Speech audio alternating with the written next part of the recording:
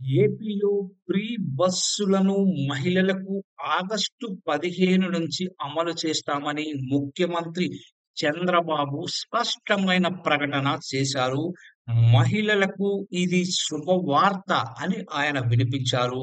అయితే జిల్లాల వరకు మాత్రమే దీనిని పరిమితం చేశారు.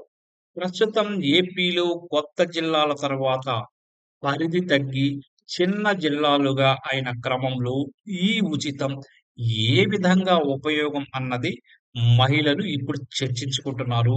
ఇక ఉచిత బస్సు అమలులోకి వచ్చాక మరిన్ని కండిషన్లు పెడతారు అన్నది మరో సందేహంగా ఇప్పుడు కనిపిస్తోంది.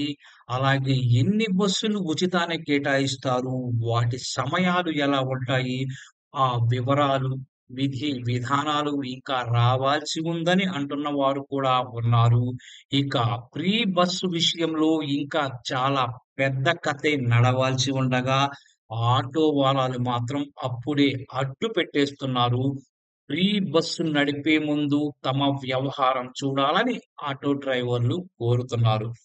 ఎక్కడికక్కడ మహిళలకు ఉచిత బస్సు సదుపాయం కల్పిస్తే తమకు ఉపాధి అవకాశాలు దెబ్బతింటాయని విశాఖలోని ఆటో కార్మిక సంఘం నేతలు ఆవేదన వ్యక్తం చేస్తున్నారు. ప్రభుత్వం ఆలోచించకుండా ఇలాంటి నిర్ణయం తీసుకుంటే తాము దెబ్బతింటామని వాళ్ళంటున్నారు. ముందు తమకు ప్రత్యామ్నాయం చూపించి ఆ మీదట ఫ్రీ బస్సులను రోడ్ల మీదకు తేవాలని వాళ్ళు డిమాండ్ చేస్తున్నారు. కూటమి విజయానికి తాము ఓట్లేశామని అది గుర్తుపెట్టుకోవాలని ప్రభుత్వానికి వాళ్ళు సూచిస్తున్నారు.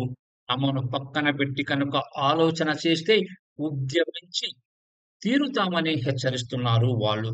ఉచిత బస్సుల కంటే చాలా వరకు ఆటోల డిమాండ్ తగ్గుతోందని అంటున్నారు. ఈ విషయంలో ఆలోచించాల్సిందే అన్న మాట కూడా వినిపిస్తోంది.